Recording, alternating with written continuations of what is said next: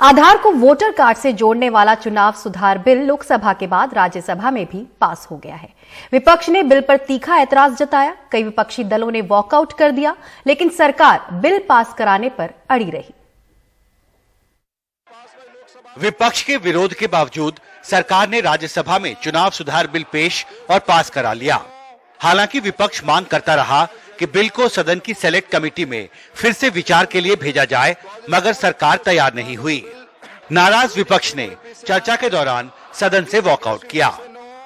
आधार card के जो defect है उसके साथ ये जो अगर जोड़ दिया गया तो उसका नुकसान किस किस लोगों को होगा, और खास करके गरीब लोगों को।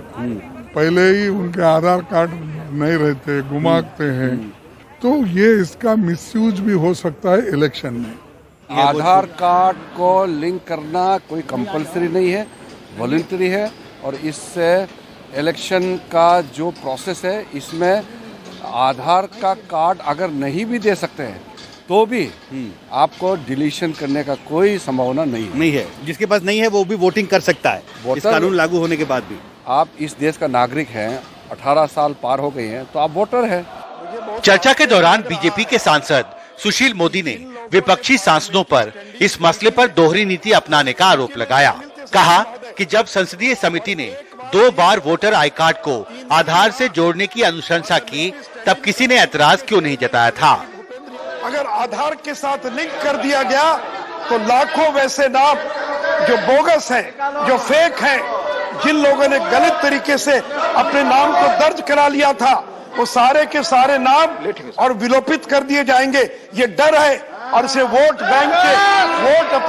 बैंक को बचाने के लिए ये लोग इसका विरोध कर रहे। सचिव महोदय, All the opposition MPs are in the well of Rajya Sabha objecting to this bill linking Aadhaar, but the government is bulldozing it.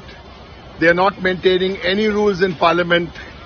The television is being censored. That's why they are only showing the chairman and the treasury benches. वैसे इसी दौरान TMC सांसद Derek O'Brien बचे हुए सत्र के लिए निलंबित कर दिए गए। उन पर रिपोर्टर्स टेबल पर रूल बुक फेंकने का आरोप है।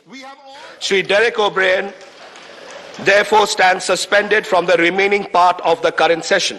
कि आप इस तरह से, ये इलेक्शन लॉ अमेंडमेंट बिल नहीं है, इलेक्शन मैनिपुलेशन बिल है, और सरकार को इस तरह से लो हैंगिंग फ्रूट्स का टेम्पटेशन खत्म करना चाहिए। अगर आपके अंदर थोड़ी भी संसदीय प्रक्रियाओं के प्रति आदर है, इसको स्टैंडिंग कमेटी या सिलेक्ट कमेटी को भेजिए।